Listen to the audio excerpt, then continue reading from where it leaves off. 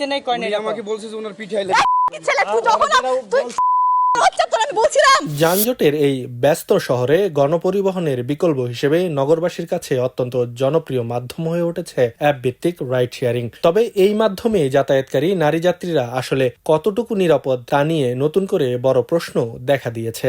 যে নিপু আমার স্যার, আমরা বসে কথা বলি, বলছিলাম নিপু স্যারও আমি বসে কথা বলি, বলছিলাম।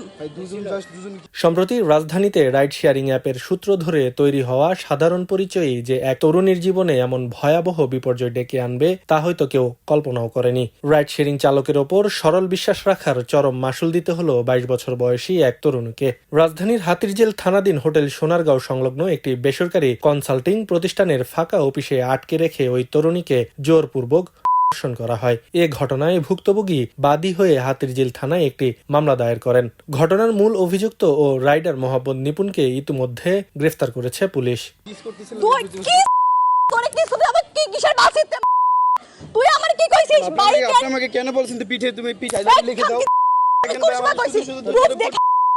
ঘটনার পর লোকলজ্জা এবং আসামিদের ক্রমাগত হুমকির কারণে ভুক্তভোগী তরুণী তাৎক্ষণিকভাবে আইনি পদক্ষেপ নিতে পারেননি। তবে তিনি দমে যাননি। গত 7 জুন রাত আনুমানিক 8:30 কৌশলে প্রধান আসামি নিপুণকে তুরাগ থানা এলাকায় ডেকে নিয়ে আসেন ওই তরুণী। সেখানে এসে পরিস্থিতি বেগতিক দেখে নিপুণ পালানোর চেষ্টা করলে তরুণীর চিৎকারে স্থানীয় জনতা তাকে হাতে নাতে আটক করে পুলিশে দেন। তুই জড়ায় ধরছিলি খালি? তোর এর জন্য মানুষ মারতেছে? কি মনে করছিস মানুষ রে? তুই স্বীকার করবি না? তুই স্বীকার করবি না? প্লিজ আমাকে বিশ্বাস করেন, আমি গতকালকে গ্রাম থেকে আসছি। বর্তমানে বেশিরভাগ রাইড শেয়ারিং অ্যাপে নিরাপত্তা নিশ্চিত করতে নানা আধুনিক ফিচার যুক্ত করা হয়েছে। Live location sharing, trip tracking, জরুরি সহায়তার জন্য SOS বাটন এবং চালকের পরিচয় যাচাইয়ের মতো সুবিধাগুলো ব্যবহারকারীদের আস্থা বাড়িয়েছে। অনেক নারী যাত্রী এখন পরিবার বা বন্ধুদের সঙ্গে তাদের যাত্রার তথ্য শেয়ার করার সুযোগ পাচ্ছেন।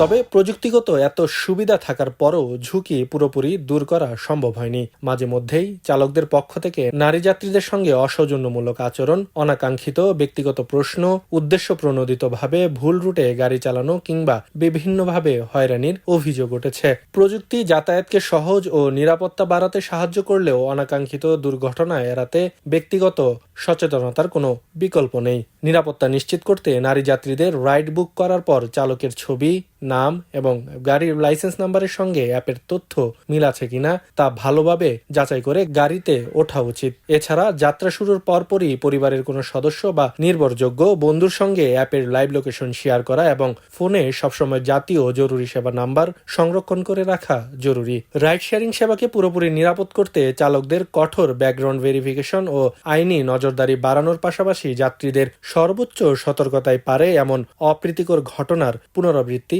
রোধ করতে। আব্দুল্লাহ আল বাকি, খবরের কাগজ। তুই আমার কি কইছিস? আপনি আমাকে কেন বলছেন পিঠে তুমি পিঠে লিখে দাও? খবরের কাগজ, নিখাত, নির্ভীক, নিরপেক্ষ।